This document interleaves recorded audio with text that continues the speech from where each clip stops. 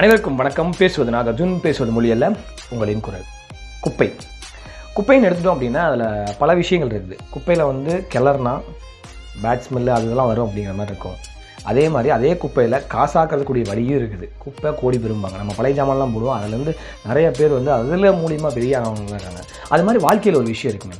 உங்கள் வாழ்க்கையோட பல நினைவுகளை உங்களோட வாழ்க்கையில் பாஸ்ட், அதாவது உங்களோட வாழ்க்கையில் இதற்கு முன்னாடி நடந்த பல விஷயங்கள் உங்களுக்கு நல்ல விதமாகவும் இருந்திருக்கலாம். அதே சமயம் அதை மறக்கக்கூடிய சுச்சுவேஷனாக இருக்கலாம். அதை மறக்கணும்னு நீங்கள் நினைக்கிற நேரத்தில் உங்களை யாரோ அதை நோண்டுவாங்க. குப்பையை கிளறுவாங்க.